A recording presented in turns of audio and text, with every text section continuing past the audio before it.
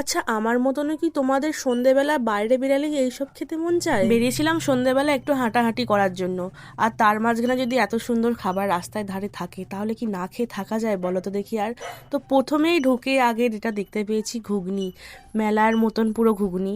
তারপরে ঘুগনি খেয়ে পাশেই মায়ের মন্দির ছিল, চলে গেলাম মায়ের মন্দির দর্শন করার জন্য। আচ্ছা, মন্দিরটা দেখে মনে হচ্ছে না যে এটা দক্ষিণেশ্বরের মন্দির? মানে দক্ষিণেশ্বরের মন্দিরটা অনেক বড়, এটা তার ছোট ভার্সন আর কি। তো যাই হোক, মায়ের মুখটাও কিন্তু ছিল খুবই মিষ্টি, পুরো দক্ষিণেশ্বর মায়ের মতো। তো মায়ের মুখটা দর্শন করে সামনের দিকে চলে গেছিলাম একটু হাঁটতে হাঁটতে। আর শীতকালে সন্ধ্যেবেলা কিন্তু ভালোই লাগে হাঁটতে, কিন্তু এটা গরমকালে একদমই ভালো লাগে না।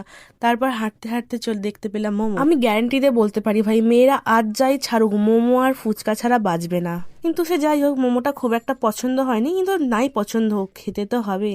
তারপরে এগ ডেভিল, চিকেন পাকোড়া, উফ, সন্ধ্যেবেলা এইগুলো হলে আর কি চাই ভাই, আর কিচ্ছু চাই না। তারপরে ফুচকা, 20 টাকার কিন্তু 5টা ফুচকা ছিল, কিন্তু আরেকটু বেশি হলে ভালো হতো। সে যাই হোক, খুব ভালো ছিল।